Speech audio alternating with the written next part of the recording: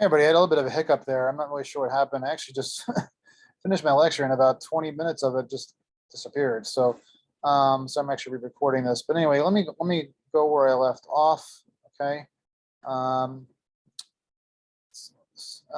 Anyway, so that either. Okay, let me just see if I can get to where I was. Sorry about that. All right. So as I was saying, essentially, police store, this is a universal language. It kind of lets you know, like, essentially. Oh, sorry, I meant to go to shared screen. It's a little bit thrown off by that because I had record a whole bunch of material and it's gone. So, anyway, all right. So, so it's a universal language is what journalism provides, something everybody can understand. I haven't said this already because I had a little bit of a cutoff there. Again, like the idea is that like it's a fourth grade current event project. You should be able to read and understand what a newspaper says in fourth grade. Okay, already. So, but it's something it's supposed to be a universal language everybody in every state and every country can understand. Okay, so so things like, okay, well, how would I abbreviate a state? Okay. I might have gone over this already. Again, postal code Texas. Okay, it's actually spelled out. New Jersey is this. Then things like military titles, police ranks. Are they spelled out or are they not? That's what the AP style book does for you. It actually abbreviates it to SGT period. Okay. The idea is, and I hate to make this comparison, but it's like McDonald's. Okay, you want to be able to go to every state and be able to taste it, and it's not a mystery. If you're on the road, travel, moving fast, you want to be able to know what you're eating.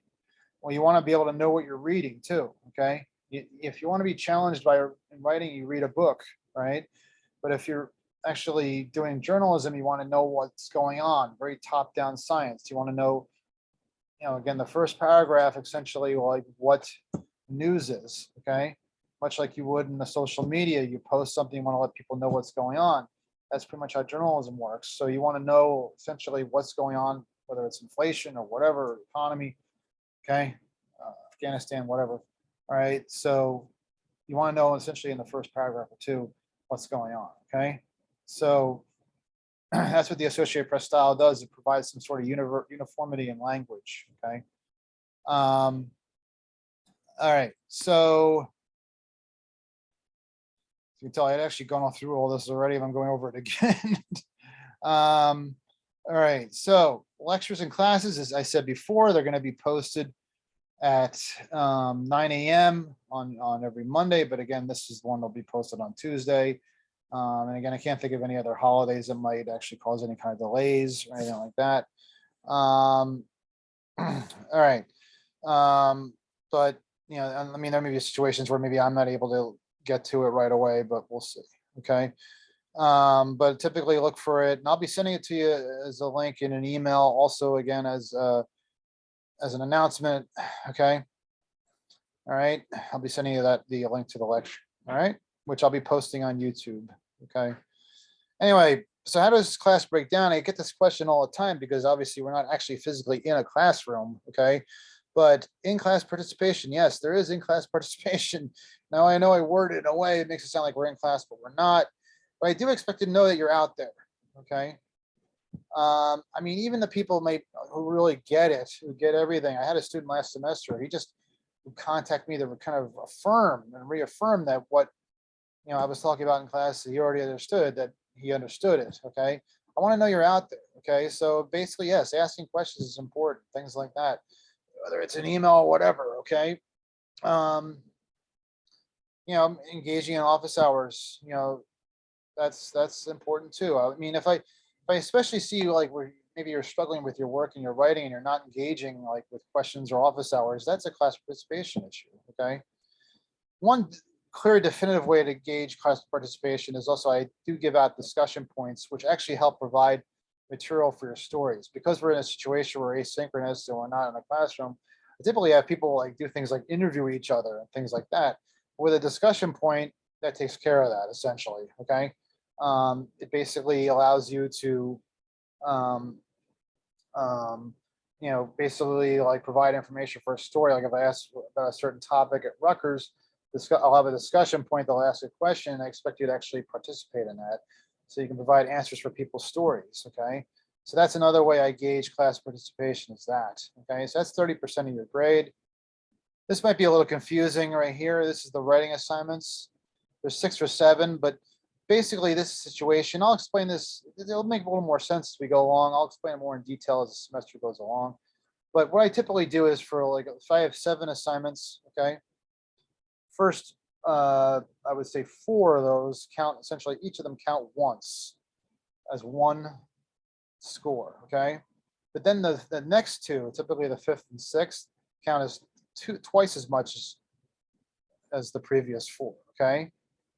And the last one, which is called the major assignment, counts 4 times, okay? So in other words, your first assignment doesn't count nearly as much as your last assignment. Your first assignment counts once, your last assignment counts 4 times as much as your first. All right, so again, I'll explain more as this goes along, but the idea here is that I grade based on progress, okay? I want to know that you're actually like doing well, you're actually learning the material. And this is very much a writing science that where a lot of people don't know even how to do it before they get into class. You almost have to teach it from scratch. Not like other classes where, again, you're writing essays and expository writing in 4th grade. This one, a lot of people are learning from scratch. So I've had people like start off with like D's and C's, and then they end up getting A's in the class because they really streaked at the end. They did A's, they got A's, and then they participated, they engaged, and they got A's in the last 3 assignments, and they end up getting an A for the class. So that's what I care about, is your last assignment more than your first. Okay. Grading scale is a typical scale here at Rutgers. You have an A grade, okay, a B plus, a B, C plus, and C. What I typically do is, and this is a big thing here, is a rewrite, okay? I actually allow for rewrites, okay, on the first assignment. You have a first draft that you provide, and I typically don't provide a D or I don't provide a D or an F on the first draft. Why bother, okay? At that point, I actually expect you to actually know what you're, I actually expect you to actually produce something that actually makes sense, that sort of thing. But if I give you a D or an F, I mean, what's the point of that? So I just actually do an R. That basically actually forces you to rewrite it, essentially, okay? And if you don't rewrite the assignment, you get an F. That's basically an assignment that, I provide more of a rubric as the time goes along, but that's an assignment where I basically just understand what you're writing, and it has like maybe even accuracy problems.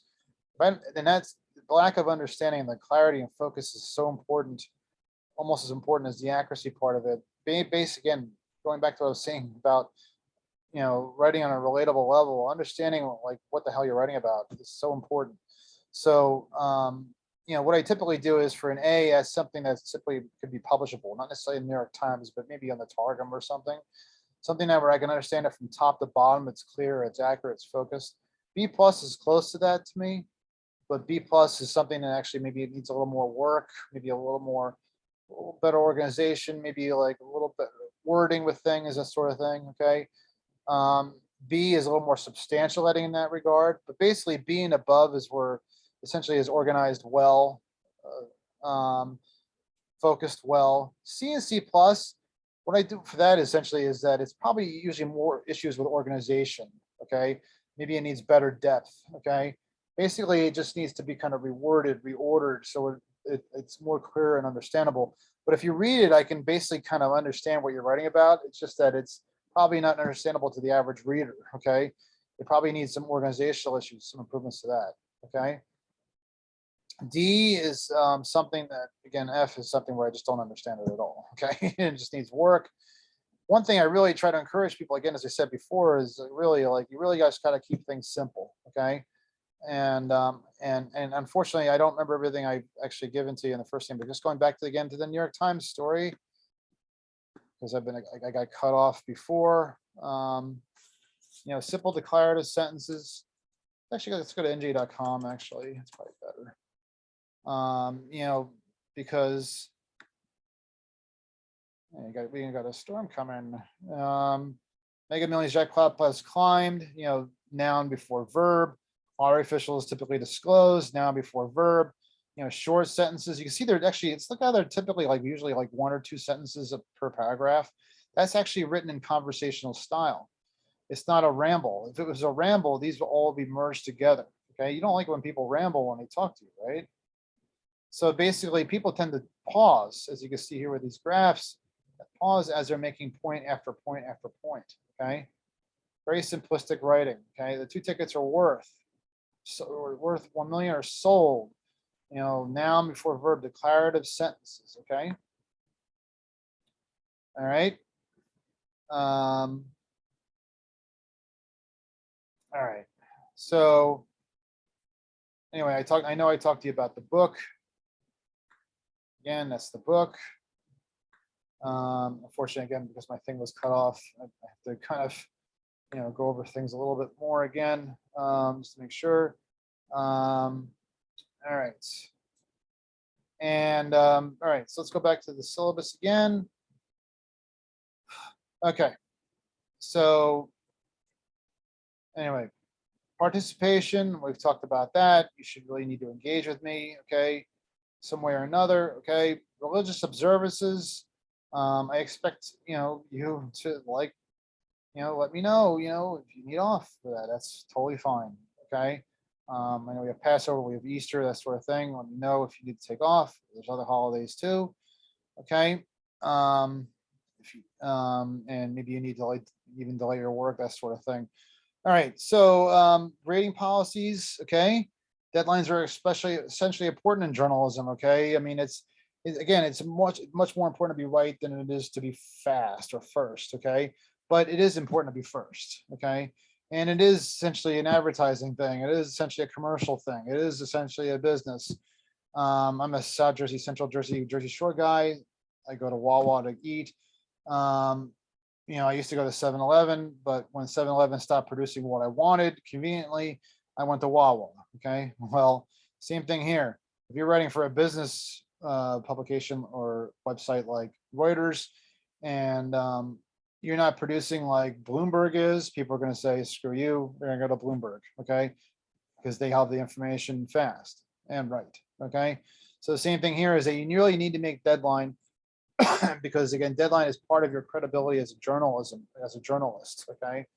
And you can get the information to people simply and fast and quickly, okay? All right. So, but I do allow a grace period of sorts, okay? So first drafts, so there is a deadline time, typically 11:59 on a Monday, okay? But if you don't submit it by that time, what I do is I give you a lower grade, typically a half grade lower. Okay, I give you a 24-hour grace period in that regard. But if it's obviously, if it's beyond the set deadline time, it's going to get a lower grade within that 24-hour period. If you don't submit it within that 24-hour period, then I don't accept it at all and it gets an F. Okay, just know that it's very important to submit your assignments on time because that deadlines are a part of journalism and you need to know that and learn it. I realize that we're going through a period right now of pandemic history making. People get sick, that sort of thing. Just let me know. Obviously, people have deal with situations like funerals, that sort of thing. So just let me know if the situations get in the way when you can't produce that work on time. But just, please be honest with me, okay? Rate appeals, obviously, let me know if you feel like it's not fair. I consider that important. That's also part of being engaging, okay? Okay, and then I also have essentially, just like I have on Canvas, I have different, subject matter that we go over each week, okay? And then of course I have the standard statements about plagiarism, okay, about where to go for help, that sort of thing, and a biography on me. And then, there's the writing assignments again. Again, January 24th is our first one that's due. And actually, I should have actually kept that on share. All right. So let's talk about actually what's due. Okay. So actually, if you look under assignments, actually, this is actually the teacher's view. Okay. So, so it's not going to be word the same way, but you do see that again, I don't test on, the actual readings. Okay. I actually expect you to know these things. Just read them as a supplement to what I talk about. And I can see it in your writing assignments. Okay. I can see if you're not actually paying attention to either me or the book. Okay, but the first 2 chapters are due actually on January 24th, which is a little less than a week from now. All right, so please make sure you do that. And again, you know, don't do the assignments that are actually in the book. The assignments will just come from me. Okay. You do have a first writing assignment, which actually will not be graded. And why do I do this? I do this because it kind of gives me an idea like where you're at. Okay. A lot of people, again, don't really know much about journalism when you actually enter a class. They think they might know, but they don't. Okay. So what I expect you to do actually is do a story on yourself. This is going to be ungraded. I also want to give you some initial feedback so you're headed on the right course before you actually get an actual grade. So what I want you to do is write a 5-paragraph story, and I showed you how typically these paragraphs are typically kind of short because they actually resemble conversational style. 5-paragraph story on yourself, okay? All right, emphasize what is unique about you. Each paragraph should be no more than 2 sentences long. Okay, and you'll submit it. This is actually, again, the teacher's view, so you'll submit it right here. See, it's due January 24th, Monday, okay, basically 11:59 p.m. All right. All right, so yes, that'll be posted by the time this lecture is posted, okay? So yes, basically what I want you to do is, again, very much a top-down science. I want you to actually essentially emphasize what's unique. I mean, very much, every story essentially, and I'm going to give you a little bit of instruction to start off with right now. Starts off with what they call as a lead, okay? That is essentially the first paragraph of the story, the top of the story, okay? And what that does is it identifies what the story is about, answers that question. What is the story about? And also, like, why do I care, okay? So you're writing about ourselves, and everybody has something unique about themselves. Don't tell me you don't. You do, okay? Maybe it's even like you have a job that maybe, that's actually a story I always kind of care about, especially in today's economy. You have a job that actually like gets you really involved and really busy and that sort of thing. You want to basically, and how do you fit that in with work? That's going to be inspirational, important, and instruction for other people to know. Okay, how do you do that? I consider that a bit unique, being a college student who has to work their butt off to like essentially get through school. Okay. Essentially, what's unique about you is why do I care? What separates you from everybody else? Okay. Maybe there's some adventure seeking that you do in your life that no other people do. Maybe there's some traveling that you do that no other people do. Okay. All right. So that's what I want you to emphasize. And what I typically do is I provide feedback. And one of the things I provide feedback and I send back to you is I say where I think where maybe you have the lead buried somewhere in the story where, it's, where it's something unique about you, or you put it like way down at the bottom of the story. And, typically people only read like the first paragraph or two of a story. Believe it or not, I tell you that all that great writing you might do in paragraph 8, they typically don't read it. Nope, they don't. That's how they read news. Just like when you read off of your phone, okay, you read, some sort of alert. Right now, I'm getting one that says NJ to get $1.1 billion for bridges under Biden infrastructure law. They basically give you essentially the lead, okay, or even the headline. All right. That's the first thing that people read, and that's basically kind of like usually they might want to know 1 paragraph or 2 or more. Okay, we do write more because there are people who also want to read 8, 9, 10 paragraphs too, but you really want to make sure you get like the unique and interesting thing in the first paragraph or 2. Okay, all right. So that will be due on Monday. Okay, and again, every story, every assignment is submitted through Canvas. Okay. All right, so that's really it. And I want to thank you for listening. I know this is a very long video. I'm actually gonna have to probably put in an iMovie, put it together. Either I'm just gonna submit it to you just basically in 2 parts. Okay, so thanks very much. And let me know if you have any questions. As I said before, please make sure that you get your email to me.